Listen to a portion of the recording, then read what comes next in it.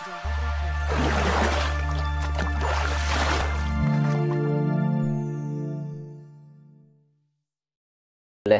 alamin. Assalatu wassalamu ala asyrafil anbiya wal mursalin sayyidina wa maulana Muhammadin wa ala alihi wa sahbihi ajma'in.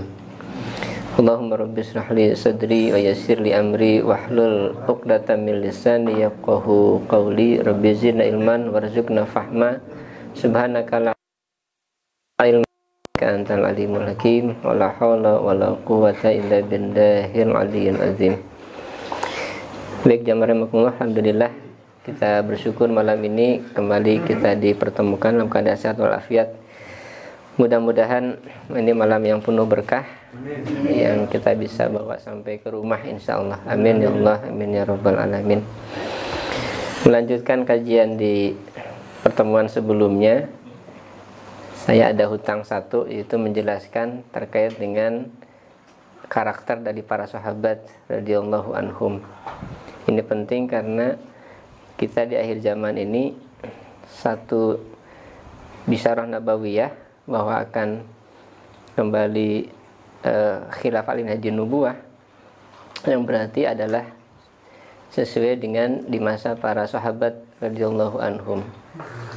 Karena zaman setelah kenabian itu adalah masa khilafah al-Hajjin nubuwah, itu masa para sahabat, masa khulafaur rasyidin. Artinya bahwa generasi itu adalah generasi yang paling baik. Dan ketika Rasul menjanjikan kepada kita setelah masa mulkan jabariyatan itu akan kembali khilafah al-Hajjin nubuwah, berarti generasi di masa itu juga bisa jadi ya kualitasnya ya mendekati para sahabat begitu. Karena kan generasi khilafah al-Hajjin nubuwah itu generasi di masa khulafaur rasyidin. Berarti bahwa generasi yang nanti akan muncul kembali di akhir zaman, yang dikatakan akan muncul khilafah as-sani yang kedua, berarti generasi itu bisa jadi mendekati generasi para sahabat dari sisi kualitasnya. Meskipun tentu ya jauh berbeda lah begitu, tantangannya jauh, tetapi kita bisa melihat sebagai bagian dari ibrah, pelajaran untuk kita adalah kita coba melihat apa ciri karakter dari para sahabat yang dijelaskan para ulama. Saya ingin mengambil satu maqalah ya, satu ucapan dari seorang ulama namanya Imam Al-Baghawi rahimahullah. Beliau ini seorang ulama di abad ke-6 Hijriah. Jadi wafat tahun 516 Hijriah. Berarti ulama abad ke-6 Hijriah. Dalam kitabnya yang berjudul Syarhus Sunnah, jilid 1 halaman 209. Ini saya baca di Maktabah Syamilah. Di situ ada maqalah perkataan beliau yang mengatakan waqala al-Auza'i, dan berkata al-Auza'i. Imam Auza'i ini seorang ulama yang hidup di abad kedua Hijriah, wafat tahun 157 Hijriah. Berarti abad kedua, ya, abad kedua Hijriah. Jadi waqala al-Auza'i khamsun kana alaihi ashabu nabiyyi sallallahu alaihi wasallam. Ada 5 perkara yang itu menjadi ciri dari para sahabat Nabi radhiyallahu anhum. Apa 5 ciri itu? Nah, beliau mengatakan, ini berarti kan sebetulnya kabarnya karena beliau masanya dekat dengan para sahabat, mungkin bukan tabi'in tapi tabi'ut tabi'in gitu. Karena kalau tabi'in mesti mengalami para sahabat gitu. Muridnya sahabat tabi'in, muridnya tabi'in, tabi'ut tabi'in gitu. Ini generasi tabi'ut tabi'in, tetapi dekatlah dengan masa para sahabat. Artinya apa yang digambarkan oleh beliau kepada kita ini menggambarkan tentang kondisi para sahabat. Kalau kita yang berbicara kan terlalu jauh begitu, nah kita tidak mengalami atau bahkan jauh dari masa mereka. Tetapi kalau yang berkata adalah ulama yang di abad kedua Hijriah, itu Imam Auza'i rahimahullah. Beliau mengatakan ada 5 hal ciri dari para sahabat ashabun Nabi sallallahu alaihi wasallam. para sahabat Nabi sallallahu alaihi wasallam. Apa 5 ciri itu? Nah, ini yang barangkali untuk kita menjadi satu teladan. Apakah kira-kira 5 cirinya ada pada diri kita atau tidak gitu. Minimal mungkin salah 1 atau salah 2 atau salah 3. Salah semua. Baik, kita coba lihat dari 5 ciri ini. Pertama, beliau mengatakan luzumul jamaah. Nah, ciri pertama dari para sahabat Nabi radhiyallahu anhum adalah mereka luzumul jamaah, selalu melazimkan berjamaah. Jamaah di sini maknanya adalah tentu jamaahnya Rasulullah SAW. Bisa kita artikan juga mereka selalu menghadiri berjamaah di masjid gitu bersama Nabi SAW. Dan kita tahu karakter para sahabat, di antara mereka ketika ketinggalan berjamaah itu ada perasaan menyesal gitu.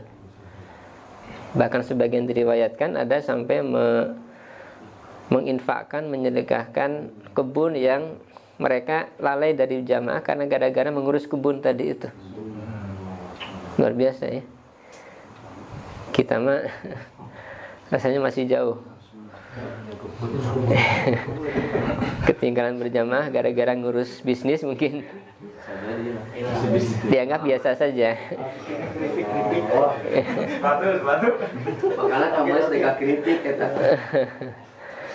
Nah, ini untuk diri kita menjadi bahan muhasabah renungan. Jadi para sahabat itu mereka mengutamakan hadir di salat berjamaah di masjid. Kenapa? Karena memang orang yang tidak pernah berjamaah itu dikatakan ini orang munafik, dalam hatinya ada penyakit. Ya. Nanti kita bisa baca dalam hadis yang kita bahas di masjid kecamatan ya.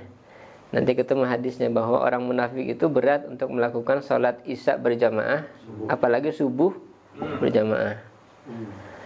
Jadi kalau ada yang merasa berat nih berjamaah subuh dan isya gitu, nah ini mesti dilihat nih hatinya, introspeksi lagi, mesti diperbaiki, dibersihkan gitu. Khawatir ada penyakit tadi, penyakit kemunafikan. Jadi selalu melazimkan berjamaah. Ini ciri sahabat. Alhamdulillah kemarin di Masjid Al-Farhan kita bahas sholat berjamaah, keutamaannya ya. Jadi alhamdulillah nyambung nih pas. Yang kedua, wattiba'us sunnah.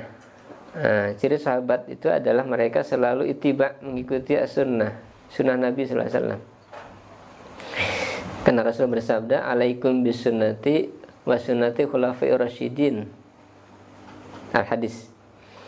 Hendaklah kalian mengikuti sunnahku dan sunnah khulafa'ir rasyidin. Tentu sunnah Rasul adalah perkataan atau perbuatan yang dicontohkan oleh Nabi sallallahu alaihi wasallam gitu. Oleh karena itu mereka para sahabat sangat hirs, jadi gemar untuk mengikuti Nabi. Bahkan ada di antara sahabat yang mereka itu sampai berhenti di satu tempat ketika melewati satu tempat itu karena menyaksikan Nabi dulu berhenti di tempat itu. Gara-gara hal itu, sepele ya, gak ada apa-apanya gitu, hanya mengikuti bahwa Nabi pernah tinggal atau diam di tempat itu, maka berhenti di tempat itu. Ini saking hirisnya mereka mengikuti sunnah Nabi sallallahu alaihi wasallam. Jadi ittiba'us sunnah, ittiba kepada sunnah Nabi. Yang ketiga, wa imaratul masjid. Para sahabat adalah orang-orang yang selalu memakmurkan masjid. Nah, ini catatan kita juga. Jadi selalu hatinya itu terkait dengan masjid. Makanya para pemuda nih, para sahabat itu haruslah begitu ya, punya kebiasaan di lingkungan masing-masing untuk hadir di masjidnya yang paling dekat dari rumahnya. Masjid atau musola sama saja. Kalau mungkin berkarir gitu di musola itu.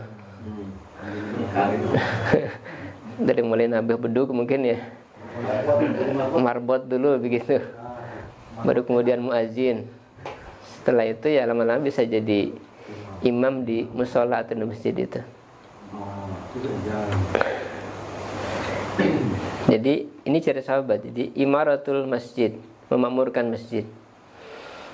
Memang dalam ayat Al-Quran disebutkan bahwa orang yang suka memakmurkan masjid itu adalah orang-orang yang beriman, dijamin. Bukan orang-orang munafikin. Orang munafik mereka nggak suka ke masjid gitu.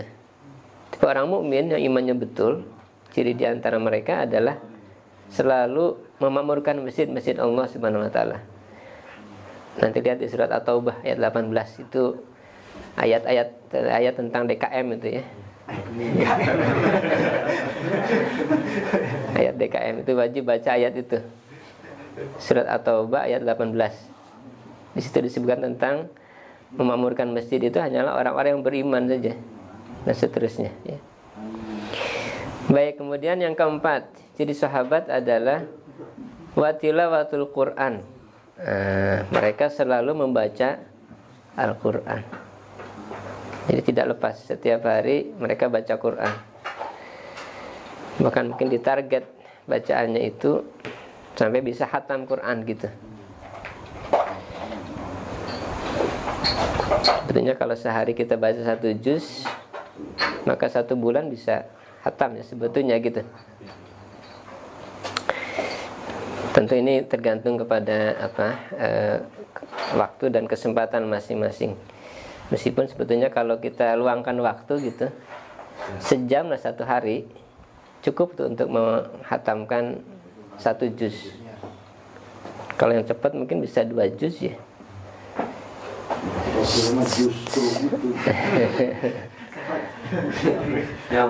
Nyambung ya. Luar biasa. Bahkan bisa jadi mungkin setengah jam bisa 1 juz. Saya di hari Selasa itu ada kajian tafsir. Nah, sebelum tafsir itu membaca menghatamkan Quran, tapi dibagi-bagi gitu. Yang Quran satu juz itu masing-masing baca. Dan ternyata saya lihat luar biasa, setengah jam bisa selesai itu 1 juz itu. Setengah jam, 30 menit. Saya kadang-kadang keteteran juga, 11 sudah selesai nih. Kita masih baca gitu. Nah, berarti mesti ditingkatkan bacaan kita supaya bisa ya mengejar itu murotal. Jadi murotal kan bisa cepet ya, apalagi sudah ya mendekati hafal gitu barangkali. Nah, ini yang keempat. Kemudian yang kelima, ciri sahabat adalah wajihadun fi sabilillah. Mereka selalu berjihad fi sabilillah. Tidak ada sahabat yang tidak pernah berjihad, berperang. Kita sekalipun belum ya.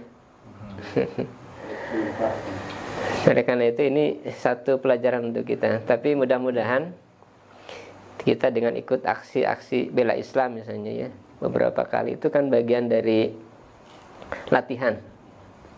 Jadi pemanasan lah istilahnya.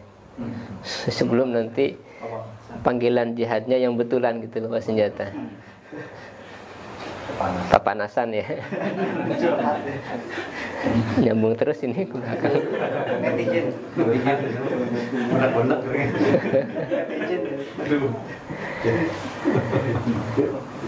Nah, mudah-mudahan kita nanti ada kesempatan untuk melakukan jihad fisabilillah. Karena dalam hadis dikatakan kalau seorang mukmin tidak ada niat sedikit pun untuk melakukan jihad fisabilillah, nah itu hati-hati. Keimanannya bisa diragukan. Oleh karena itu, nah ini kesempatan ya, insyaallah. Nah, ini 5 ciri dari para sahabat. Kita ulangi. Pertama adalah selalu nuzumul jamaah, sholat berjamaah di masjid. Yang kedua, mengikuti sunnah Rasul. Yang ketiga, memakmurkan masjid. Yang keempat, selalu tilawatul Quran, membaca Al-Quran, dan kelima adalah berjihad fi sabilillah. Nah, kira-kira nanti dilihatlah kita masing-masing dari 5 ciri ini sudah berapa ciri yang ada di kita. Saya yakin ciri yang terakhir belum pernah ini kita nih. Jihad yang betulan ya. Kalau jihadnya menuntut ilmu, ya insya Allah begitu. Karena orang yang keluar dari rumah untuk mencari ilmu dikatakan dia fisabilillah, sedang jihad fisabilillah. Tapi itu kan jihad secara mana bahasa, bersungguh-sungguh. Tapi jihad yang secara syar'i, artinya berperang li kalimatillah, ini kan kita belum. Nah, oleh karena itu ini kesempatan bagi kita untuk mari kita mengintrospeksi diri kita masing-masing. Mudah-mudahan kita bisa memiliki 5 ciri dari para sahabat ini, sehingga diberikan kesempatan, diberikan amanah gitu ya, untuk kemudian bisa menjadi bagian dari orang-orang yang bisa menegakkan agama Islam di akhir zaman dan menegakkan apa yang dijanjikan oleh Rasulullah SAW, yaitu tegaknya khilafah ala minhajin nubuwah, insyaallah. Amin ya Allah, amin ya rabbal alamin. Wallahu a'lam bishawab.